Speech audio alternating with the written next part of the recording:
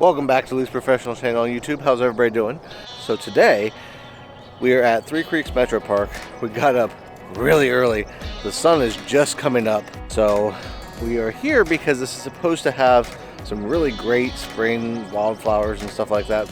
Well, maybe it was fate when you walked in the door. I could have sworn I've seen your face before. So glad that you said hi, 'cause I was way too shy. What would have happened if you just had passed me by the night? We keep on drinking, keep on wishing for someone out there to hold all those little... So we're gonna go walk on this trail, and along the way I will talk a little bit about photography, how I capture stuff, and a little bit about my camera as well. Alright, so as we are trying to find the right trail here, because it's kind of confusing which trail's which, figured I'd talk a little bit about my camera. So this is the camera that I've been using for the past year or so. It's a Canon EOS 2000D. One thing I will say about this camera is it's a beginner camera. It's meant for people who are just getting into photography for the first time and trying to learn more about it. Even with that, like, it's been a great camera. I have taken some awesome pictures with it, because it's not necessarily the gear. The gear can limit you in some ways, but it's not really the gear that limits you as much as people might think. I think we got it sorted out. This is the first time we've been to this park, and the trail system is a bit confusing because we're on a bike trail right now, but off of the bike trail there is another trail called the Bluebell trail, and it's supposedly pretty moderate or easy hike. I think it's paved, I'm not real sure. But the reason we're going on that is because that's where the spring wildflowers are supposed to be at. So we're trying to find the right direction to get there. So, in speaking about the camera, like I was saying, it's a beginner camera, but from what I've seen, I mean, it's got a lot of great features. Canon did a great job with the menu and the actual sensor on the camera and everything. It takes some great pictures. But like I was saying, it's not just the camera that ties into the pictures. It's the person taking them. Now, one thing that I've said in the past, and I'll continue to say, is there's no such thing as a bad picture. I've seen people in the comments that have said things like, oh, I couldn't take good pictures, or, you know, I've tried taking pictures, I'm not very good at it. No, it's not that. You're not a bad photographer. When you go out and you take pictures, every single picture you take is tied to you and your learning. So it's part of a journey. So as you're taking pictures, you start off and you're kind of learning the habits, and you're learning how to get out and take pictures and find subjects and compose shots and all that kind of stuff. And as you're doing that, you wind up kind of figuring out what your style is and what you like to, you know, basically you have to go for pictures that you think look pretty good. It doesn't have to be anything that anybody else likes. You know, you shouldn't be taking pictures specifically for other people. As a hobbyist, you're out, you're taking pictures, you're enjoying, like this, getting out in wildlife, getting out in nature. That is one of the most enjoyable parts of this whole thing for me, is getting out to the parks and being able to take some really cool shots. Alright, so we finally found the Bluebell trail, and very first thing that pops up, Bluebell flowers. So this is the kind of stuff that I'm looking for when I'm out taking photographs, especially in the park. Flowers, birds, you know, just different interesting things. That's part of the reason that I like to come out to parks. Cemeteries as well, for the statues and that kind of stuff. So it just kind of varies based on the day of what I'm trying to capture. Today specifically we're going after flowers, and I really wanted to get these Bluebell flowers just because I thought they were going to be pretty cool. They're a little smaller than I imagined. For some reason I was thinking bluebells, like bigger things, but hey, it works. And we'll see what other flowers we see when we're out here, as well as birds. We're going to take our time and go kind of slow and just see if we can capture anything. So I'm going to start with capturing these, get a picture of these flowers here, and then we'll start walking down the trail.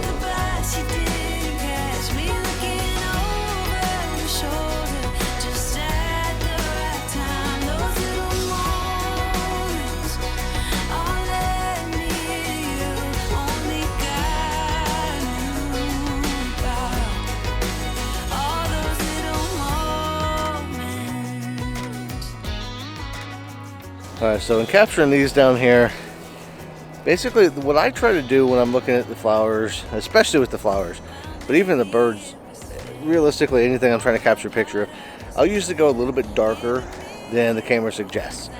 So I'll demonstrate in a few minutes. I don't have it set up right now.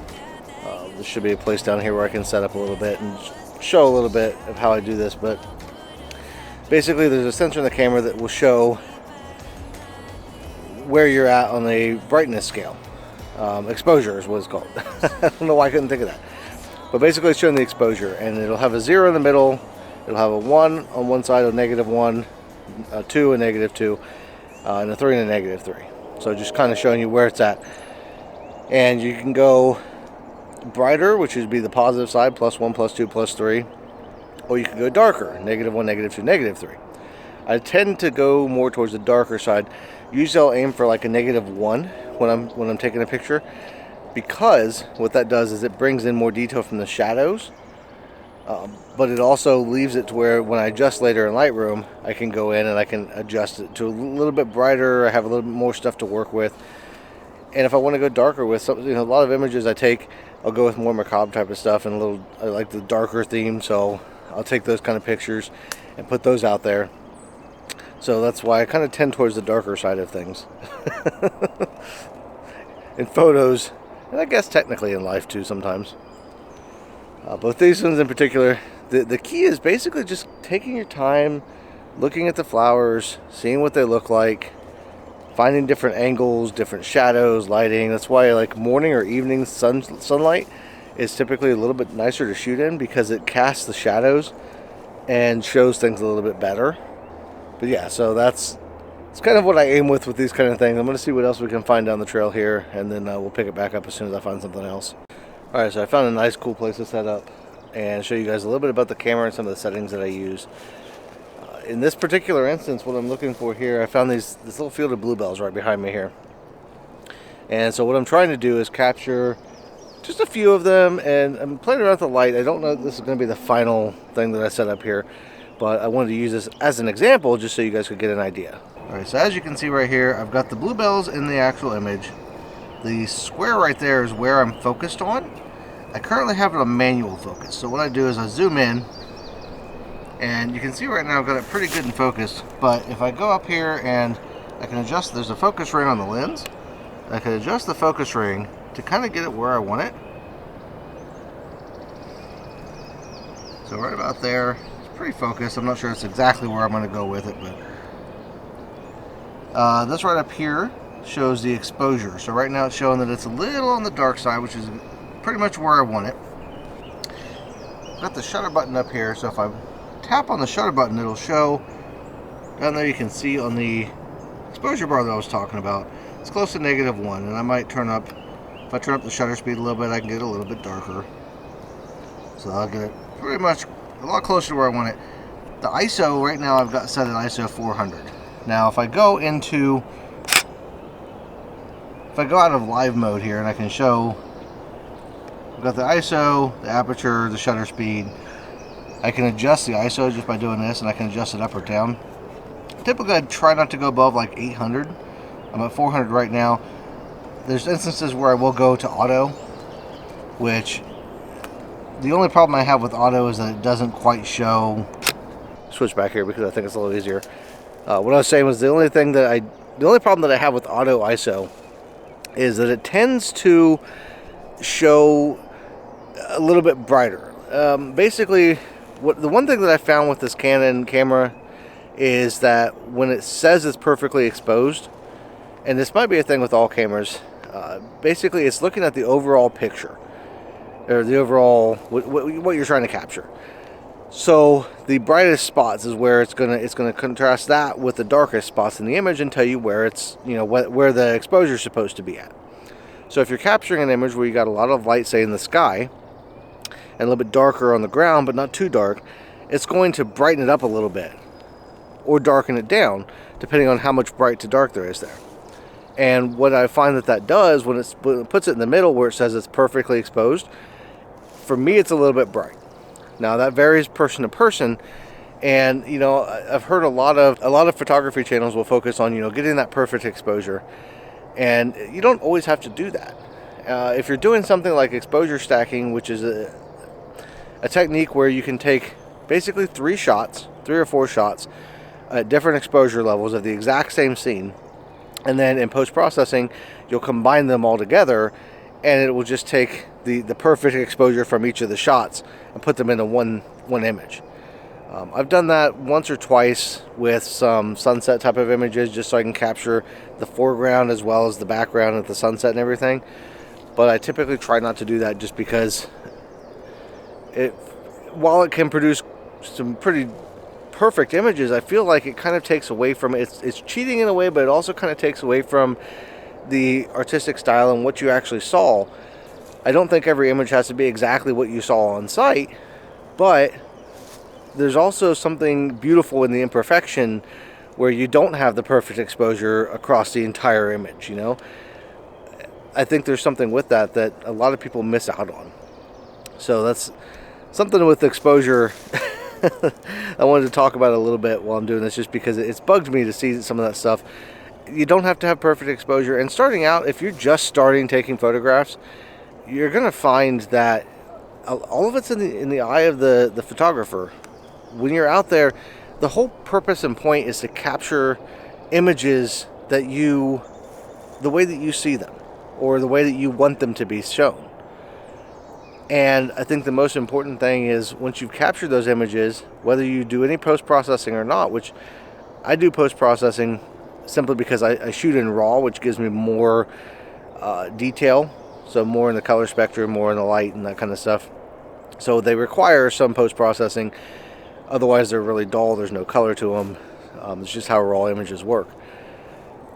But whether or not, no matter what you're doing after the fact, the important part is that when you get done with it and you get that final image, you say, yeah, I like that. And realistically, especially when you first start out with photography, you're going to get out, you're going to start taking pictures, and you're going to get hundreds, thousands of images, and maybe only a handful of them that you're actually going to want to share. I think I've taken, I'm not sure exactly how many images I've taken over the last year. It's in the thousands, I know that. But out of those thousands of images, I've only shared a few, realistically. The ones that I share are the ones that I really like, and usually I might share a little bit more, a little bit higher percentage than normal, because I'm very picky when I'm looking at what to take a picture of. And so I'm going to be out, I'm going to be looking around, taking my time, seeing what image pops out, what I think looks good, and then I'm going to be using that to capture the right image so that I have a higher success rate when it comes to sharing images. That doesn't mean that they're all going to be considered good by everybody, but to me, the ones that I share, I consider good. And if other people appreciate and like them, that's cool. I like that. But that's not the reason I'm taking pictures. I'm taking pictures because I think they look good. And if somebody, I'm at the stage of my life where if somebody sees one of my pictures and says, well, that looks like crap, I don't like that, I don't care. It's the same thing with my YouTube videos, the same thing with everything that I do in life at this point. If you don't like what I'm doing because of personal preference, I really don't care. I'm not here to please anybody else. I'm here to have fun and enjoy myself and create the things that I want to create. And if people like that and enjoy that and want to come along, that works out. And that's the kind of mindset that you have to have with your photography when you start taking pictures.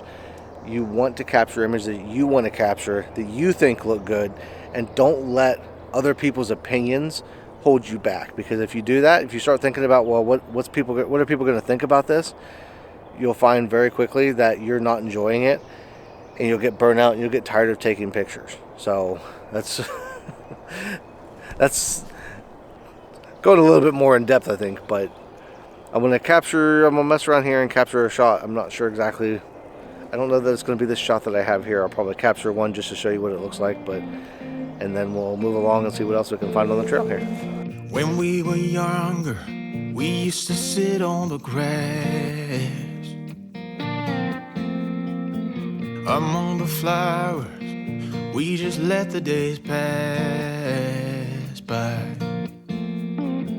People would tell us to get a grip of ourselves and get a job. We didn't care what we were told, 'cause when we were younger, we used to sit on the grass and go, damn, I don't wanna grow old. I wish I could turn back time. Stay up all night singing songs on the terrace. We didn't mind sitting out in the cold. It was impossible to make us embarrassed. We were free. Do you remember stealing smokes from your parents? Alright, so now I understand a little bit more about why they call it the Bluebell Trail. I don't know how well this is coming out on camera, but there's a lot of bluebells on this trail right here. I think I might capture this as my next picture real quick, because it's kind of a cool little picture with the sun coming in like it is, and just coming over the bluebells themselves and then over the trail as well. So when we got older, we tried to stay in touch, but we had to move on. Life ran away from us.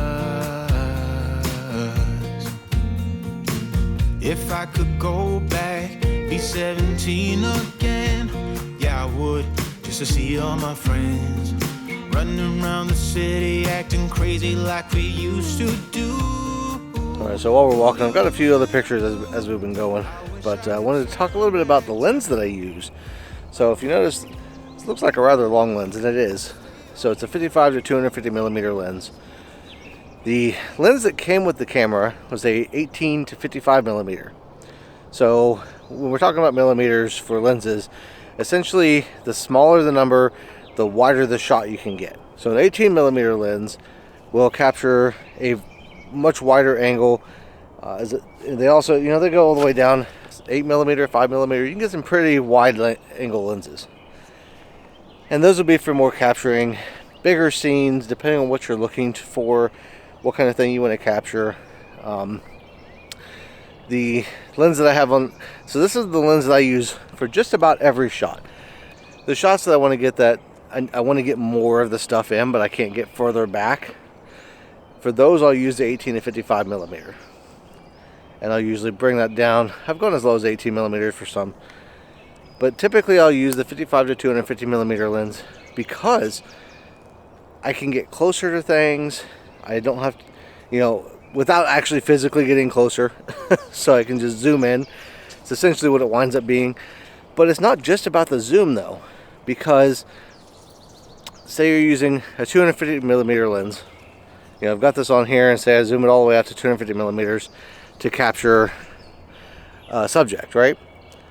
Well, if I'm further back from that subject, as you zoom into it with the lens, you'll notice the background will start to get closer. So the subject itself will obviously grow in the frame, but the background will also get closer. And so that's a way that you can kind of shrink up the image a little bit to get the background. It makes things look really cool, especially if you're capturing things like buildings with things in the background, cityscapes, that kind of stuff, where you can get the building nice and big in the shot, but the background looks like it's much closer than it actually is. So we got this right here. My wife just pointed out. big old hole in the tree here. Looks like it could be a monster lurking in there coming out. I'm saying that because I have. So I got wife and youngest daughter here today. She wanted to get out and adventure with us. And I was surprised she wasn't deterred by the early start, because we got up at 6 o'clock this morning to come out and do this. So we got these flowers down here. There's some yellow flowers in amongst with the bluebells, and there's some dew on the leaves, which I might see if I can capture a shot of that real quick. When we got older, we tried to stay in touch, but we had to move on. Life ran away from us. If I could go back, be 17 again, yeah, I would, just to see all my friends running around the city, acting crazy like we used to do. I wish I could turn back time. Right, I'm trying a different focus mode now. I just want to kind of see how it comes out.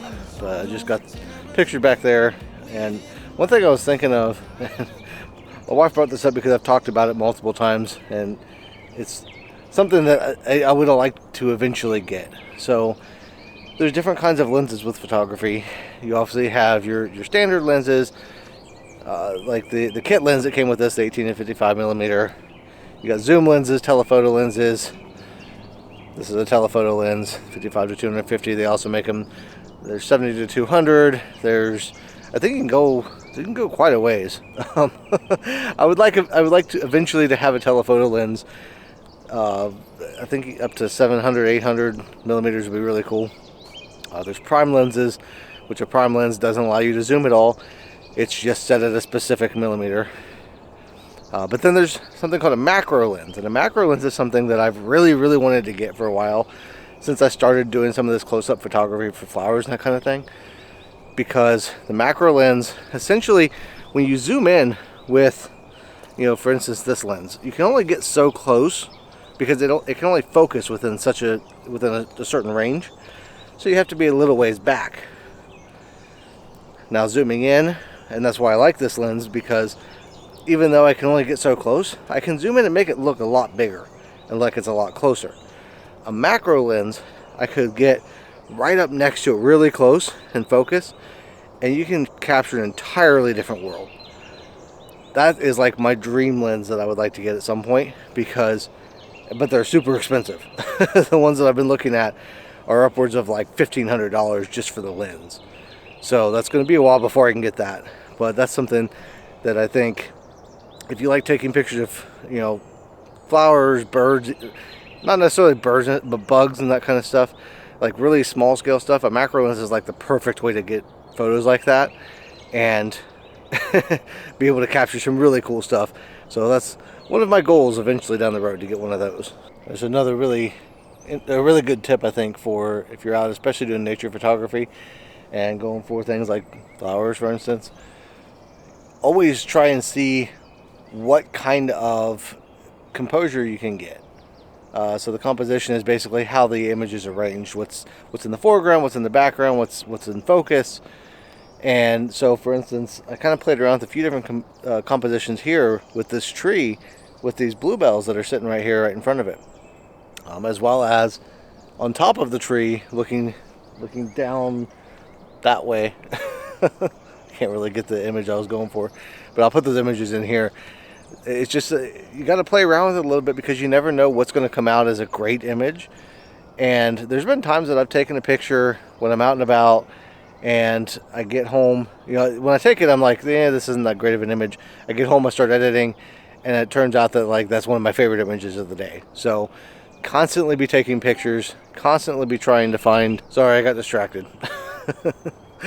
What I was saying, I think, was, you want to take as many pictures as you can, because you never know what you're going to see when you get home and you start editing and you start looking at them. You never know what image is going to be like the best image you've ever taken. And sometimes you'll take an image and you'll be like, yeah, that's going to be great. And you get home, you edit it, it's great and it's awesome and you love it. Sometimes you take an image and you're like, it's not that great. And then you get home and you start editing and you're like, oh my God, that came out beautifully. And I've had some of those. Some of my favorite images that I've taken have been of that kind of situation, where I didn't think it was that great in the moment, but it turned out to be really cool. I think that's I got a little off track there. Hopefully I filled in with what I was saying. If not, I'll fill it in later on when I realize the mistake I made. But we're going to keep walking. So far we've seen a whole bunch of bluebells. It's been really cool. But I don't know if there's going to be anything other than bluebells to shoot here, but we'll walk the rest of the trail, and I'll capture some B-roll along the way, and we'll see what comes out.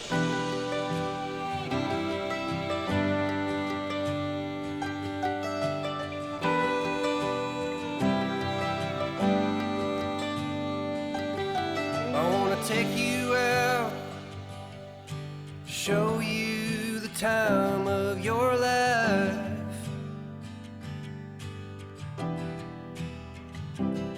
I want to figure out what it takes to give you everything you desire. I want to lay beneath the stars with you in the back of my truck. I guess that this is what they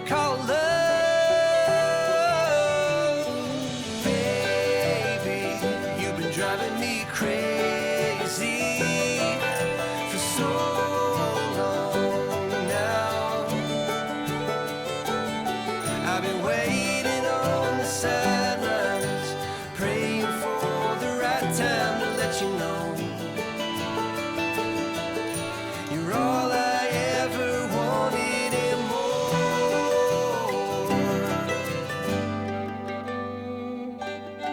I wanna level out, order something and stay in.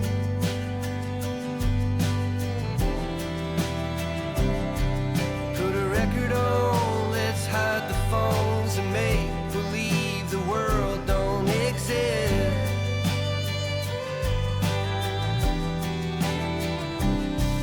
Let's pull up ties and take a trip to someplace new.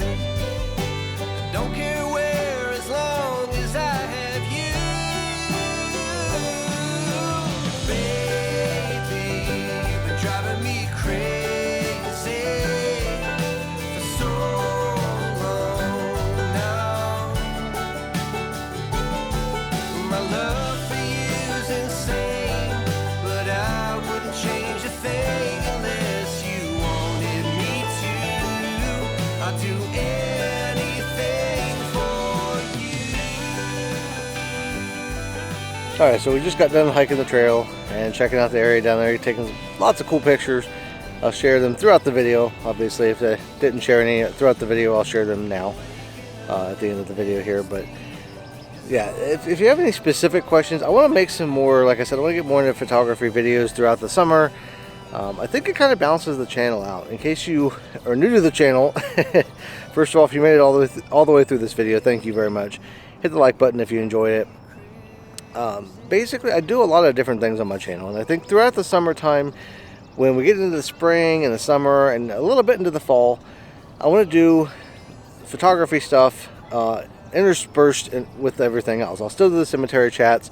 I still want to do the Ohio Legends and Tales, and I've got the new series, The Journal, coming out. It's been rolling out, so I want to do all that kind of stuff because I enjoy all of that, and the variety in my channel is it's what keeps me going. If I did the same thing over and over again, I would get bored and I wouldn't want to do videos. And I know that there's some people out there that are watching right now that feel the same way, that like the variety, that like the different stuff, the change-ups and whatnot. So if you enjoy that kind of stuff, I think you're probably going to enjoy the channel. Check out a few of my other videos if you haven't already, and subscribe if you like the videos, if you like the channel. If you have anything specific that you want to ask about photography, ask that down in the comments, or come over to the Discord and ask questions in the Discord. I'd be happy to make videos on specific things if you're looking for something more specific. I'm going to try to cover some different aspects and some different... The way that I take photos, I think, is a lot different than the way that I've seen some other channels that approach photography. And I don't think there's a right or a wrong way. They're not wrong for the way they approach it. I don't think there's a right or a wrong way. I think that it's just different perspectives, and it's the same thing with photography. Every photo is a different perspective, and every time you take an image, whether you share that image or not, that's an image that you have taken, that you've captured a moment in time that nobody else can ever replicate. Nobody can be there at that exact moment that you were there, in that exact angle, with those exact lighting conditions, to be able to capture the exact same thing that you did. So every image you take is special, even when they're blurry. I've had images come out blurry, or I wasn't paying attention, it was too dark, or it was too bright. You know, every image it's special in one way or another. Even if it's not considered what most people would say is a good image, it's still a personalized thing. It's still something that you and only you could capture. So keep all of that in mind. I'm going to be spending today out and about. Probably, I don't know, I might film another video later on today. I'm just going to be taking photos and driving around. I don't really have a destination in mind today. So with that being said, I want to thank you all for watching this video, and I'll throw another one up either here right now or after any photos that I have coming up. So whichever that happens to be. But I want to thank you all for watching. Everybody have a great rest of your day, and I will see you in the next one.